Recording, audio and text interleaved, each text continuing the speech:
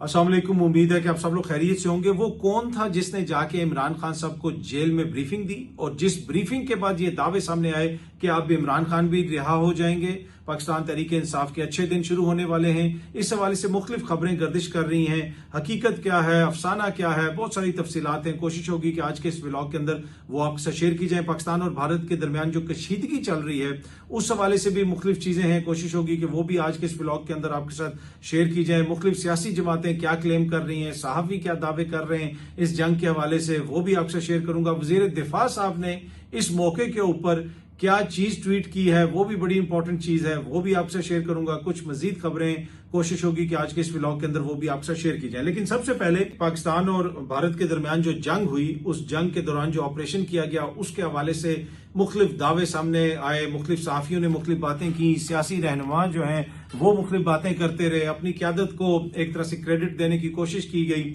वो सारी चीजें चल रही हैं। लेकिन अबसार आलम साहब ने यह कहा था कि नवाज शरीफ साहब 2 दिन वजीर आजम हाउस में मौजूद रहे और उसमें उन्होंने ये भी कहा कि सारा ऑपरेशन उनकी गाइडलाइंस में फाइनल हुआ क्योंकि उनका तजर्बा बहुत है। उन्हें मालूम है कि किस लीडर का बटन कहां से दबाना है, कौन सी टाइमिंग मुनासिब है और किस वक्त हमला करना चाहिए। ये अबसार आलम साहब ने बात की किसी जगह पे। अब इस हवाले से डॉन न्यूज के प्रोग्राम में नादिया नकी साहिबा ने इरफान सदीकी साहब से पूछ लिया कि क्या नवाज शरीफ साहब इस ऑपरेशन के दौरान वजीर आजम हाउस में मौजूद थे। तो इरफान सदीकी साहब ने आगे से कहा कि जी मेरे पास कोई ऐसा इल्म नहीं है, मुझे नहीं पता। तो आई डोंट नो, शायद इनको ना पता हो। यकीनन मियां साहब वहां पे मौजूद होंगे और सारा ऑपरेशन उन्हीं की गाइडेंस के तहत ही चला होगा और उन्होंने बताया होगा कि कैसे ये ऑपरेशन चलाना है। और भी मोजिज शख्सियात जो हैं वो ये दावा दुआ करती रही, इस तरह की बातें करती रही कि नवाज शरीफ साहब ने बड़ा इंपॉर्टेंट इसमें किरदार अदा किया। तो मुख्तलिफ दावे इस किस्म के सामने आ रहे हैं, सहाफी भी डिफरेंट खबरें दे रहे हैं। लेकिन एक और चीज मैंने देखी जो सोशल मीडिया पे एक सहाफी ने शेयर की हुई थी, ये सामने आप देख सकते हैं, बैटल्स ऑफ पानीपत। अब इसमें ये पानीपत की जो जंगें हैं हमारी तारीख में बड़ी मशहूर हैं, बड़ी दफा आप लोगों ने सुना होगा। इसमें जनाब शेयर उन्होंने किया हुआ था कि फर्स्ट बैटल ऑफ पानीपत जिसमें जहीरुद्दीन बाबर, दूसरी जो जंग थी उसमें जलालुद्दीन अकबर, तीसरी जो जंग थी उसमें अहमद शाह अब्दाली और चौथी फोर्थ बैटल ऑफ पानीपत 2025 में हुई और नाम है शहबाज शरीफ। जी हाँ जी, डिफीटेड नरेंद्र मोदी। अब उन्होंने जिस जिसको शिकस्त दी थी, पिछले जितने भी नाम मैंने गिनवाए उनके भी नाम लिखे हुए और यहाँ पे आखिरी और जो चौथी बैटल लिखी हुई है, जो चौथी जंग लिखी हुई है, उसमें लिखा गया है कि जी ये 2025 में हुई और इसमें शहबाज शरीफ ने मोदी को शिकस्त दी। अब ये ऑपरेशन शहबाज शरीफ साहब ने डिजाइन किया था या नवाज शरीफ साहब ने डिजाइन किया था, 2 दिन कौन वजीर आजम हाउस में रहा, तो ये भी एक तरह से कंफ्यूजन है। लेकिन अहमद शाह अब्दाली, जलालुद्दीन अकबर, जहीरुद्दीन बाबर और शहबाज शरीफ, जी ये सारी बैटल्स का सीक्वेंस किसी ने शेयर किया हुआ है और ये सोशल मीडिया के ऊपर एक सहाफी ने शेयर किया हुआ था। दीगर जगहों पे भी आपको शायद ये नजर आ जाए। अब इधर तो शहबाज शरीफ साहब के हवाले से बताया जा रहा है कि उन्होंने शिकस्त दी है, लेकिन यकीनन नवाज शरीफ साहब का भी किरदार बड़ा इंपॉर्टेंट है। सहाफी भी इस तरह की खबरें दे रहे हैं, उनकी जमात के लोग भी ये क्लेम कर रहे हैं कि उन्होंने वो सारा ऑपरेशन डिजाइन किया। वैसे तो आसिफ अली जरदारी साहब का भी इसमें भी यकीनन बड़ा इंपॉर्टेंट किरदार होगा। ये आप देख सकते हैं कि उन्होंने भी जाके फौजी जवानों वगैरह से मुलाकात भी की और ये सारी चीजें उन्होंने देखी, वहां पे जो रॉकेट्स वगैरह, जो मिसाइल वगैरह थे। तो आसिफ जरदारी साहब का उस तरह अभी तक पीपल्स पार्टी ने शायद क्रेडिट क्लेम नहीं किया कि आसिफ जरदारी साहब ने ये ऑपरेशन एक तरह से ऑर्गेनाइज किया था या डिजाइन किया था और कौन सा रॉकेट किधर मारना है, कौन सा मिसाइल किधर मारना है, वो हो सकता है आसिफ जरदारी साहब ने भी बताया। और ये भी ऐन मुमकिन है कि आसिफ जरदारी साहब और मियां नवाज शरीफ साहब 2 दिन इकट्ठे बैठ के ये ऑपरेशन डिजाइन करते रहे हों।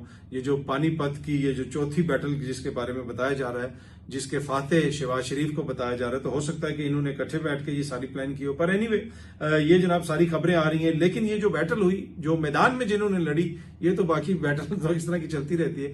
मैदान में जिन्होंने लड़ी उन्होंने तो भारत के साथ जो किया वो फिर पूरी दुनिया ने देखा, चाहे वो पाकिस्तान की एयरफोर्स हो जाए या पाकिस्तान की आर्मी हो जाए।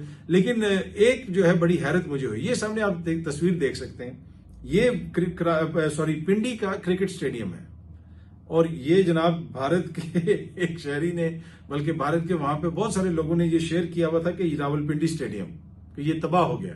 जी जी, ये वही रावलपिंडी स्टेडियम है जिसमें कल आर्मी चीफ, दीगर मोअज़्ज़िज़ शख्सियात जिन्होंने बैठ के मैच भी देखा और वहां पे मैच भी चल रहा था, इन्होंने तो ये स्टेडियम तबाह कर दिया था। पर इससे आप अंदाजा लगा सकते हैं कि हर किसी ने अपनी अपनी जंग लड़ी है। भारतीय मीडिया अपनी जंग लड़ रहा है, पाकिस्तान में कोई जो है मीडिया के अंदर या कोई सियासत के अंदर लोग अपनी जंग लड़ रहे हैं, लेकिन मैदान में जिन्होंने जंग लड़ी उनको सब पता है कि वहां पे क्या हुआ और किसके साथ कैसा सलूक किया गया। अच्छा, इस सारी कशीदगी में ऑब्वियसली हमने मुख्तलिफ चीजें देखी। अब भारत भी बैरून मुल्क अपने वफ्द भेज रहा है, लोगों को कन्विंस करने की कोशिश कर रहा है। इधर से वजीर आजम साहब ने बिलावल भुट्टो साहब की क़यादत में वफ्द भेजने की कोई बात की है, इस तरह की खबर भी सामने आ रही है। यकीनन ये जाके पाकिस्तान का बड़ा बेहतरीन मुकदमा लड़ेंगे। बड़े अरसा ये पाकिस्तान के वजीर खारजा भी रहे, और अब देखते हैं कि किस किस मुल्क में ये दौरे होंगे, इन दौरों के ऊपर कितने खर्चे होंगे, क्या कुछ होगा। पर obviously there is a cost, हर चीज के अंदर कॉस्ट इन्वॉल्व होती है। अगर मुल्क का कोई इस तरह का केस है, ऐसी कोई बात है, लोगों को तक जाके अपना मुकदमा सामने रखना है, तो उसमें तो इंपॉर्टेंट चीज है, जरूर हर किसी को इसमें अपना जो है हिस्सा डालना चाहिए। और अगर कोई इस काबिल है तो वो जरूर जाए और जाके पाकिस्तान का मुकदमा पेश करे। दूसरी जानिब मोदी का मुकदमा पेश करने वाले बहुत कम लोग रह गए हैं, और अब जो है वो भी कोई बैरून मुल्क लोगों को भेज रहे हैं। वो एक्सपेक्ट नहीं कर रहे थे कि इतनी बड़ी उनको शिकस्त दोनों महाजों पे होगी।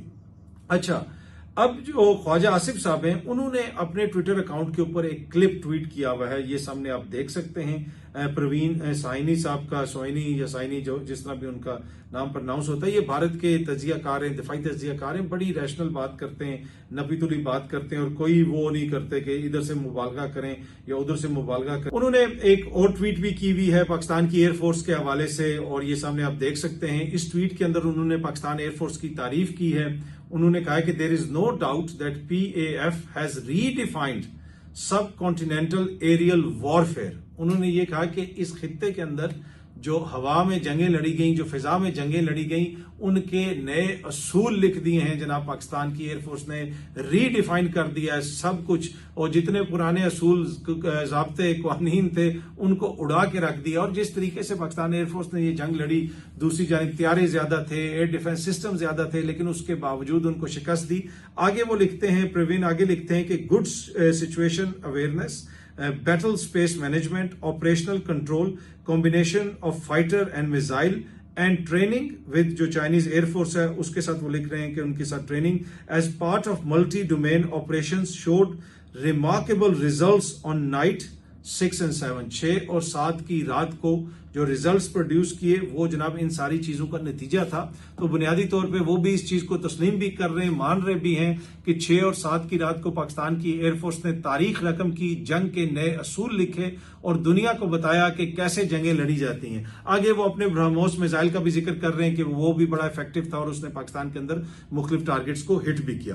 पर एनीवे, ये क्रेडिबल जो है वो शख्सियत है, जर्नलिस्ट हैं, अक्सर नॉन बायस किस्म का तजिया करते हैं। इनकी एक ट्वीट जो है, क्लिप इनका शेयर किया हुआ है हमारे वजीर दिफा ने, ख्वाजा आसिफ साहब ने, और उसमें उन्होंने जो ट्वीट में जो उन्होंने लिखा वो मैं आपको पढ़ के सुना देता हूं। जो प्रवीण सोहनी साहब कह रहे हैं वो ख्वाजा साहब ने लिखा हुआ है। ख्वाजा साहब ने अपने ट्विटर पे लिखा है, जनाब, पाकिस्तान की 2 दहाइयों की 2 अफगान जंगों में इन्वेस्टमेंट का नतीजा आज जिन तालिबान के लिए अमरीका और मगरबी ममालिक के इल्जामात बर्दाश्त किए, जिन तालिबान के लिए अमरीका और मगरबी ममालिक के इल्जामात यानी पाकिस्तान ने बर्दाश्त किए, दहशतगर्द मुल्क के तौर पर मशहूर हुए, यानी हमें पर दहशतगर्दी का इल्जाम लगा, आज वही काबुल और वही तालिबान इसराइल समेत हिंदुस्तान के साथ खड़े हैं। ये मैं नहीं कह रहा, ये परवीन साइनी कह रहे हैं, जो हिंदुस्तान मीडिया की मुस्तनद आवाज हैं। भाई, आपसे बड़ी मुस्तनद आवाज कौन हो सकती है? आप मुल्क के वजीर दिफा हैं, आप ये हमें बता रहे हैं कि आज अफगानिस्तान जो है वो इसराइल और इंडिया के साथ खड़ा है। मैं अभी एक और वजीर का इंटरव्यू सुन रहा था, वो ये कह रहे थे कि खित्ते के सारे ममालिक के साथ हमारे ताल्लुकात अच्छे हैं, अफगानिस्तान से भी अच्छे हैं, नेपाल से भी अच्छे हैं, बांग्लादेश से भी अच्छे हैं, श्रीलंका से भी अच्छे हैं। लेकिन वजीर दिफा इस चीज को सेकंड कर रहे हैं, इस ओपिनियन को, कि जो अफगान हुकूमत है, जो अफगानिस्तान है, वो खड़ा हुआ है हिंदुस्तान के साथ और इसराइल के साथ। दिस इज वेरी वरिंग कि हमारे वजीर दिफा, यकीनन उनके पास कोई ऐसी इंफॉर्मेशन होगी तो तभी वो ये बात कर रहे हैं। अब इसके ऊपर देखते हैं आगे हुकूमत पाकिस्तान का मजीद क्या मौकिफ आता है। लेकिन वजीर दिफा की जानिब से ये कहना कि तालिबान इसराइल और हिंदुस्तान के साथ खड़े हैं, वो काबुल जिसमें आज तालिबान की हुकूमत है, वो उस साइड पे खड़ा है, तो इस मेरे ख्याल में काफी ये संगीन एक तरह से इतराफ है, ये स्टेटमेंट है, जो भी आप इसको कह लें। बात तो ये परवीन साइनी साहब ने की, लेकिन ख्वाजा आसिफ साहब ने इसको सेकंड किया और एंडोर्स किया। बतौर वजीर दिफा उनकी चीज को आप लाइटली नहीं ले सकते। मुल्क का वजीर दिफा अगर कोई ऐसी बात करेगा तो यकीनन आपको उसके ऊपर तवज्जो देने की जरूरत है। अच्छा जी, अब इमरान खान साहब से किसकी जेल में मुलाकात हुई और किसने जाके इमरान खान साहब को ब्रीफिंग दी, जिसके बाद हालात बदल गए, ख्यालात बदल गए, जज्बात बदल गए। अब मैंने 2 दिन से, जिस दिन पहले दिन ही ये खबर सामने आई थी, आप मेरा व्लॉग जाके देख लें, मैंने उस वक्त भी इस पे कहा था कि मेरे पास कोई इस तरह की चीज नहीं है, और मैंने कहा था ये खबर आ रही है, इस तरह की चीजें हैं, पर जो जमीनी हकायक है वो आपके सामने हैं, और मैं इस हवाले से मेरे तहफुजात हैं, ये जो सारी चीज जिस तरीके से पोर्ट्रे की जा रही है, मुझे नहीं लगता कि ये ऐसे है। तो वो मैंने दो और कल भी मैंने जो व्लॉग बनाया उसमें मैंने वो ट्रक की बत्ती का भी जिक्र किया, वो भी आपके सामने ही है। तो अब वो बहुत सारे दोस्त मैसेज कर रहे थे, उसमें कुछ साफी दोस्त भी थे, दीगर दोस्त भी कमेंट वगैरह भी कर रहे थे, मैसेज भी कर रहे थे कि भाई आपके पास क्या इन्फॉर्मेशन है, आपके तज्जिए से तो ये लगता है कि ये जो सारी चीजें क्लेम की जा रही हैं ये दुरुस्त नहीं है, तो आप हमें बताएं कि आपके पास क्या इन्फॉर्मेशन है। तो ये बहुत सारे दोस्त पूछ रहे थे, मैं आपको साथ शेयर कर देता हूं जो मेरे पास इन्फॉर्मेशन है। हो सकता है जो है किसी और के पास इससे ज्यादा मुस्तनद इन्फॉर्मेशन हो। मैंने आपको पहले ही दिन ही कहा था, जिस दिन वो खबर ये आई थी सामने कि जी उनको वजीर आजम की तरह ब्रीफिंग दी गई, तो मैंने आपसे ये अपने व्लॉग अभी जाके आप सुन लें, मैंने कहा था क्या वजीर आजम के ऊपर जो है वो इद्दत वाला केस बनता है? क्या वजीर आजम के जो जेल सेल की बिजली बंद की जाती है? क्या वजीर आजम की मुलाकातें रोकी जाती हैं? क्या वजीर आजम को ऐसे हालत में रखा जाता है? तो ये तो इंतहाई भोंडी सी बात है कि जी उनको वजीर आजम की तरह ब्रीफिंग दी गई। उनको कोई वजीर आजम की तरह जी ब्रीफिंग नहीं दी गई। मेरी खबर के मुताबिक, मुझे जहां तक जो डिफरेंट जराए से जो मैंने पता चला है, कोई गैर सियासी शख्सियत जाके इमरान खान साहब को नहीं मिली। किसी गैर सियासी शख्सियत ने जाके उनको कोई ब्रीफिंग नहीं दी। मेरी जो मुझ तक जो इतलात पहुंची हैं, मेरे पास जो चीजें पहुंची हैं, वो पहले मैं तजिया कर रहा था, बहुत सारे दोस्त वो बार बार के पूछ रहे थे और वो कह रहे हैं कि जी इसको क्लियर करें। तो मैं आपको बता रहा हूं कि मेरे पास कोई ऐसी खबर नहीं है। अब मैं नहीं दावा कर रहा कि किसी और के पास ऐसी खबर ना हो, हर किसी के अपने जराए होते हैं, अपनी चीजें होती हैं। मेरे पास कोई ऐसी इंफॉर्मेशन नहीं पहुंची जिसमें कोई गैर सियासी शख्सियत, अब गैर सियासी शख्सियत को भी मैं डिफाइन कर देता हूं। तासुर ये दिया गया कि इस्टेब्लिशमेंट की तरफ से कोई बंदा गया है या फॉरेन ऑफिस की तरफ से कोई गया होगा। गैर सियासी शख्सियत का यही कहने का मतलब था कि कोई सीनियर पाकिस्तान का ऑफिशियल गया और जिसने जाके खान साहब को बताया कि जंग होने वाली है, ये खतरा हो सकता है, ये हो सकता है, और ये कोई सरकारी मुलाजिम होगा, सरकारी अफसर होगा, और जिसने जाके खान साहब को पूरी ब्रीफिंग दी और बताया वजीर आजम की तरह। ऐसा कोई वाकया नहीं हुआ मेरी इंफॉर्मेशन के मुताबिक। कोई ऐसी, और खुसूसन अगर कोई इस्टेब्लिशमेंट की तरफ इशारा कर रहा था तो मेरे पास कोई ऐसी इंफॉर्मेशन नहीं है। हाँ, खबर जो ये लीक हुई है ये हुई सरकारी जराए से ही है। इस तरह का तासुर बनाने के लिए खबरें ऐसी होती है। मैंने उस दिन भी आपको जब बरखा दत्त वाली ने पायलट वाली खबर दी थी, आपको याद होगा, जाके वो मेरा व्लॉग देख लें, भी कुछ दिन पहले का व्लॉग है, और मैंने आपको कहा था कि सबसे इंपॉर्टेंट चीज होती है कि जब खबर आपके पास आए तो वो आपने देखना ही होता है कि कहीं आपके वो इसलिए तो नहीं खबर दी जा रही कि कोई माहौल बनाने की कोशिश की जा रही है। और बरखा दत्त से उन्होंने पाकिस्तानी पायलट गिरफ्तार करवा दिया और उसकी पूरी क्रेडिबिलिटी का जो हुआ वो सबके सामने। पर एनीवे, मैं उस बहस में नहीं जाना चाहता कि ये जो मौजूदा खबर है इसका क्या है। ये जिस तरह मैं पहले भी अर्ज कर रहा हूं कि डिफरेंट लोगों के डिफरेंट जराए होते हैं। हो सकता है जिन 4 बंदों से मैंने पूछा है उनको ये चीज ना पता हो, किसी और सहाफी के 4 डिफरेंट जराए हैं, उसने पूछा, किसी से पूछा तो हो सकता है उनको पता हो। तो मेरे पास कोई ऐसी खबर नहीं पहुंची। मेरे जो जराए हैं, और मैं पहले दिन से इस हवाले से आपके बिल्कुल सामने वाजे हूं कि मुझे ना इमरान खान साहब के लिए कोई आसानी नजर आ रही है, ना ही मुझे तहरीक इंसाफ के लिए कोई आसानी नजर आ रही है। और 2022 से आप देख लें, मैं at the cost of reputation दोबारा ये रिपीट करता हूं, मैं आपको बार बार बताता रहा हूं कि उस वक्त भी जो बहुत सारे दोस्त कह रहे थे कप्तान ने बाजी पलट दी, 1 हफ्ते बाद इंतखाब होगा, ये होगा, वो होगा। मैं उस वक्त भी आपको कह रहा था कि ना ये इलेक्शन करवाएंगे और ना ही इमरान खान साहब को दोबारा हुकूमत में आने दिया जाएगा। अगर इलेक्शन होगा भी तो खान साहब के रास्ता रोकने की हर मुमकिन कोशिश की जाएगी। हाँ, कभी उनको रिलीफ मिलेगा तो जिस दिन अवाम के हाथ में जब भी मौका मिलेगा खान साहब को रिलीफ मिलेगा। अभी भी सिचुएशन उसी जगह पे खड़ी हुई है। बाकी वो वक्त के साथ साथ कुछ चीजें तब्दील होती रहती हैं। तो मेरी इंफॉर्मेशन के मुताबिक कोई वहां पे जाके कोई ब्रीफिंग नहीं दी गई। शायद किसी ने जाके उनको ये बताया, और वो भी ये कोई जो है वो इस्टेब्लिशमेंट से, ये कोई नहीं सियासी साइड से हो सकता है, हुकूमत के किसी बंदे ने कोई ऐसा मैसेज भेजा हो, कोई हो सकता है शायद कोई गया हो। ये एक सोर्स ने कहा है कि जी शायद गया हो जिसने जाके उनको कहा हो कि जी इस वक्त आपकी सपोर्ट की जरूरत है, भारत हमला कर रहा है, तो आप सोशल मीडिया पे दीगर जगहों पे थोड़े सा जो है सबको मिलके इसका हमें मुकाबला करना चाहिए, तो वो उस हद तक तो है। लेकिन ना उनको किसी ने जाके बताया कि जी ये ऐसे होगा। जो वज़ीर-ए-आज़म को ब्रीफिंग दी जाती है वो तो एक डिफरेंट लेवल की होती है। क्या किसी मुल्क के वज़ीर-ए-आज़म के साथ ऐसा सलूक होता है? उसको तो किसी अदालत में नहीं आज तक पेश किया गया। तो वो जो कह रहे हैं ना कि जी हालात बदल रहे हैं और ईद तक खान साहब रिहा हो जाएंगे, वो इन्फॉर्मेशन मेरे पास नहीं है। हो सकता है, अब देखें ना इतना अरसा हो गया है, ऐसे मुकदमात हैं, अब इनके अंदर खान साहब को अंदर रखना भी बहुत बड़ा इशू है ना, कि लोग अब बात भी कर रहे हैं, दुनिया पूछ रही है, दुनिया देख रही है, दुनिया रिपोर्ट कर रही है। तो जब उनके मुकदमात उस कंक्लूजन तक पहुंचने वाले हों, उससे पहले हम फुलझड़ी छोड़ दें कि ये सब कुछ तो एक डील का नतीजा है और डील की वजह से वो बाहर आ रहे हैं।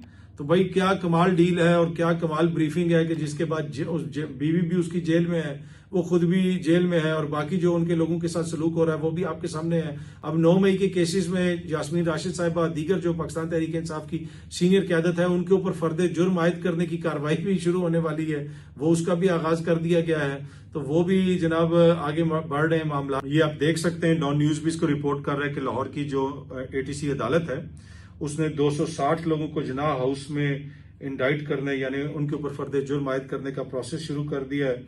और इसमें अगर आप इसकी खबर की तफसील पढ़ें कि एंटी टेररिज्म जो कोर्ट है उसने हफ्ते वाले दिन distributed copies of charge sheet among 267 जो सस्पेक्ट्स हैं उनके बीच में ये बांटे गए, यानी उनको बताया गया कि आपके ऊपर क्या इल्जाम हैं, including several senior PTI leaders and summoned them for indictment in the Jinnah House attack case next week.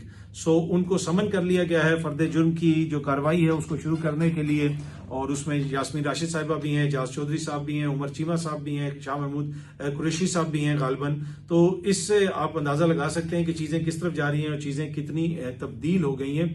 लेकिन जिस तरह मैंने पहले भी अर्ज किया, अगर मैं किसी की खबर को बिल्कुल ये नहीं कह रहा कि किसी की खबर गलत है, मैं सिर्फ अपनी खबर आपके साथ शेयर कर रहा हूं कि मेरे पास कोई ऐसी खबर नहीं पहुंची है। बाकी मैंने ना आज तक खान साहब की कोई रिहाई की तारीख दी है कि इस महीने में वो रिहा होंगे, और मुख्तलिफ मौकों के ऊपर मुख्तलिफ महीनों के अंदर मुख्तलिफ सहाफियों ने आपके साथ ये चीजें शेयर की और बताया गया। हुकूमती दोस्त भी इस तरह की बातें करते रहे, पाकिस्तान तहरीक इंसाफ के लीडर भी इस तरह की बातें करते रहे, और मैंने हर मौके के ऊपर जो मेरे पास इंफॉर्मेशन पहुंची वो मैंने आपके साथ शेयर कर दी, बगैर किसी उसके अंदर वो जिसे कह सकते हैं ना मसाला लगाए हुए, कि मेरे तक जो इन्फॉर्मेशन पहुंची है कि उनको रिहा नहीं किया जा रहा। उस वक्त मैं पिछली तारीखों की बात कर रहा हूं और वो सारी तारीखें गुजर चुकी हैं, जिस महीने में दावा किया गया वो सारे हमारे सामने हैं। और अब मैं दोबारा आपसे कह रहा हूं कि इस तरह की कोई मुलाकात नहीं हुई। हाँ, उनके जो लीगल केसेस हैं वो अब उस नहज पे पहुंच गए कि उनको रोकना जो है वो इतना आसान नहीं है हुकूमत के लिए। तो शायद उससे पहले कोई बयानियां बनाने के लिए इस तरह की बात हो सकती है, इस तरह की फुलझड़ी छोड़ी जा सकती है, लेकिन क्या ऐसा किया गया उस हवाले से भी टू बी ऑनेस्ट मैं कोई हतमी राय कायम नहीं कर सकता, ना ही मेरे पास कोई ऐसी इंफॉर्मेशन है।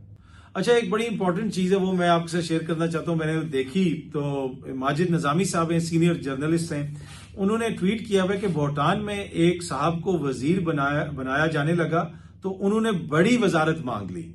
जवाब आया कि इसी पर सब्र करें, आपको हमने 15,000 वोट पूरे करके जितवाया था, यानी आपको 15,000 वोट एक्स्ट्रा डलवा के आपको जितवाया था। साहब भी बड़ी तोप चीज थे। अब जिन साहब को ये कहा गया वो भी बड़ी तोप चीज थे। उन्होंने फौरन जवाब दिया, मेरे तो सिर्फ 15,000 वोट हैं, ज्यादा करने पड़े। काबीना में ऐसे भी हैं जिनको 50, 70 और 90,000 तक जाली वोट डलवाए गए।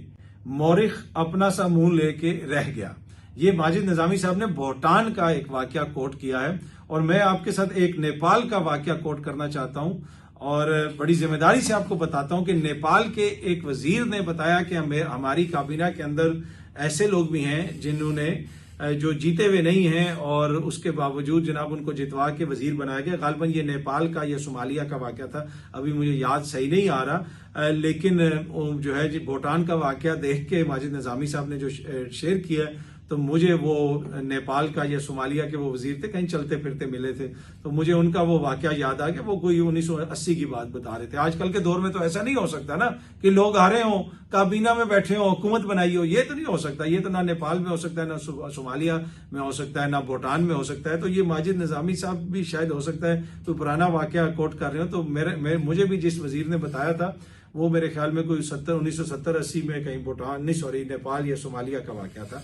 पर एनीवे, इससे आप अंदाजा लगा लें कि तारीख में क्या क्या चीजें यहाँ पे होती रही हैं और तारीख तो लिखी जा रही है। पानीपत की जंग के बाद अब जो 2025 में जंग हुई है उसका फातेह जो है वो शहबाज शरीफ साहब है। तारीख ये भी लिखी जा रही है सोशल मीडिया के ऊपर। लेकिन एक शख्स ने खामोशी से ही, जनाब, उसकी खामोशी ने लोगों को हिला के रख दिया, ये भी जिक्र होता रहा।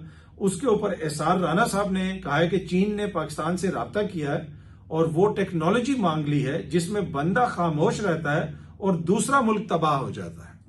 कि बंदा खामोश है और दूसरा मुल्क तबाह हो जाए, ये टेक्नोलॉजी चीन ने मांगी है। आई डोंट नो ये कौन सा बंदा है जो खामोशी में दूसरों को तबाह कर देता है। एहसार राना साहब किसका जिक्र कर रहे हैं, क्या बात है, और चीन किससे टेक्नोलॉजी मांग रहा है पाकिस्तान से? ये कौन सा बंदा है जिसके हवाले से चीन ने इतनी बड़ी टेक्नोलॉजी मांग ली है? पर एनीवे जनाब, ये अब तक की थोड़ी सी डिटेल्स थी, तफसीलात थी जो इमरान खान साहब की रिहाई और दीगर चीजों के हवाले से चीजें चल रही हैं।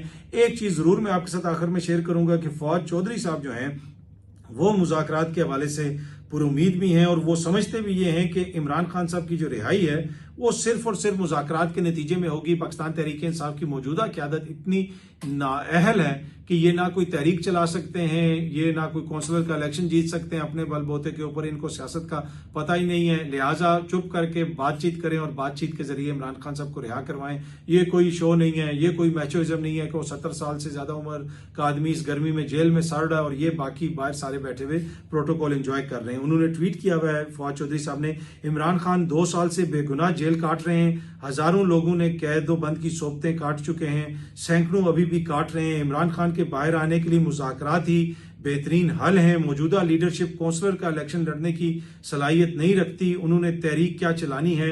इस अहमकाना सोशल मीडिया यूफोरिया से बाहर आए, ना आपसे इत्तेहाद बना, ना आपकी तंजीम है, ना ही कोई सियासी हिकमत अमली। अगर मुज़ाकरात होते हैं इसकी हर सूरत हिमायत करनी चाहिए ताकि इमरान खान जेल से बाहर आए और इस मुल्क की सियासत नॉर्मल हो। तो ये जनाब फवाद चौधरी साहब का मौक़िफ़ है। बहुत जल्दी आप सब दोस्तों से दोबारा मुलाकात होगी। Thank you very much.